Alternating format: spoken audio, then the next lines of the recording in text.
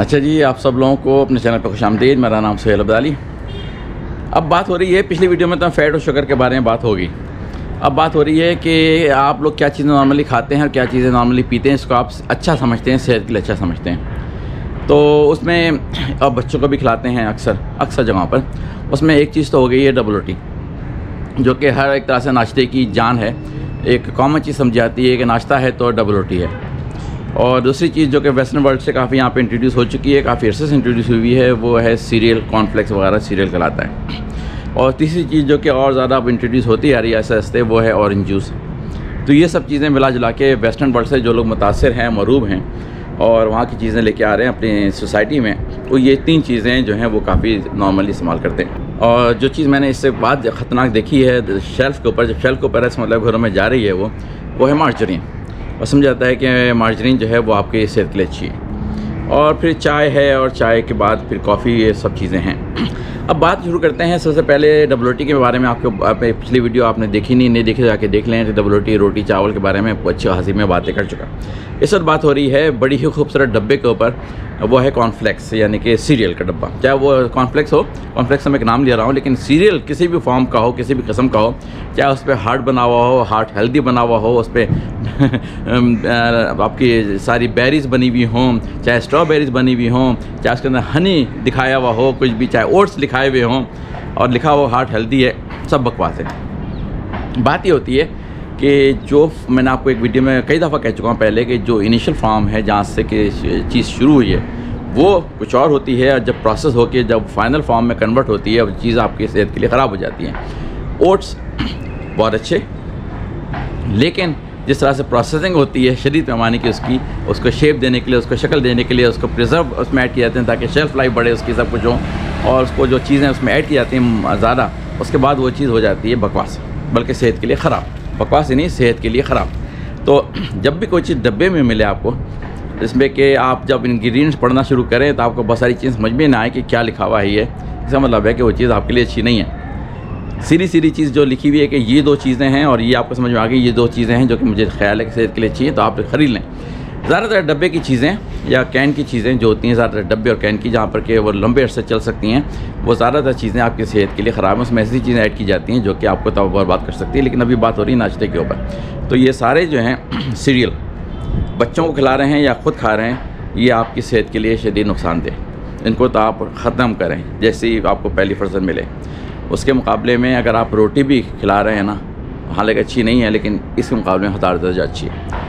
ये जो ट्रेंड चल पड़ा है कि सीरियल का नाश्ता, और बच्चे भी खाते हैं, शुगर बहुत ज़्यादा होती है, लोडेड भी शुगर होते हैं बहुत ज़्यादातर सीरियल जो होते हैं वो लोडेड भी शुगर होते हैं। कम ही होते हैं जो कि शुगर के साथ ना हो, लेकिन बकिया उसमें इतनी चीज़ें आर्टिफिशियली ऐड की जाती हैं कि फिर भी वो सेहत के लिए ख़राब है। तो वो तो होगी ख़त्म। अब आगे तीसरी चीज़, डबल रोटी के बारे में हो चुकी बात, सीरियल के बारे में बात हो चुकी। अब आगे ये अगली चीज़ जो कि अक्सर अब शुरू होने लगी है कि जी जूस, चाहे वो ऑरेंज जूस हो, चाहे वो एप्पल जूस हो, चाहे वो कोई भी जूस हो, वो जूस ज़्यादातर वेस्टर्न वर्ल्ड में एक तरह से स्टेपल, एक तरह से बात बन चुकी है कि नाश्ते में ऑरेंज जूस लाजमी होता है, चाहे आप घर पे हों या बाहर हो।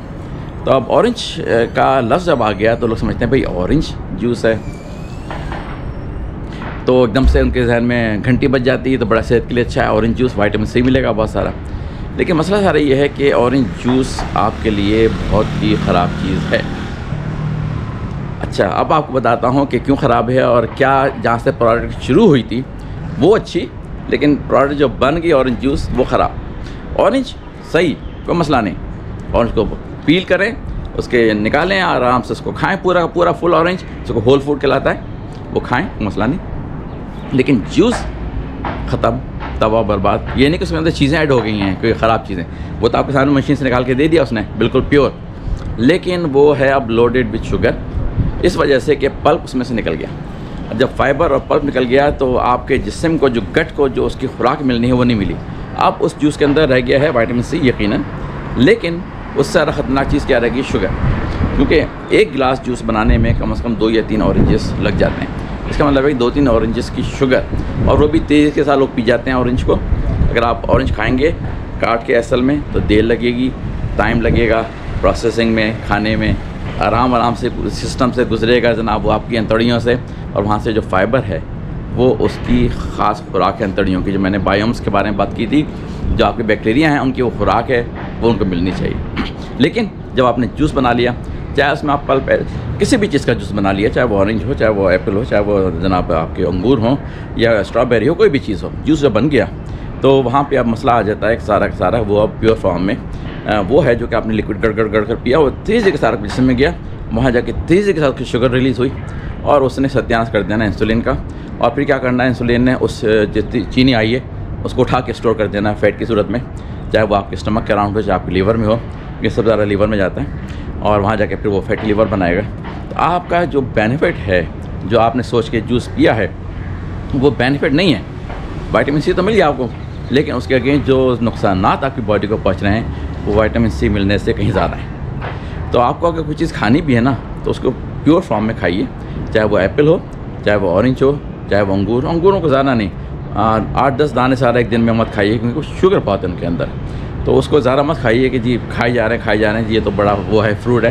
फ्रूट को बात ये होती है, मैं आपको नाश्ते के ऊपर बात करने जा रहा था, उसमें मैंने आपको 2-4 चीज़ें बता दी।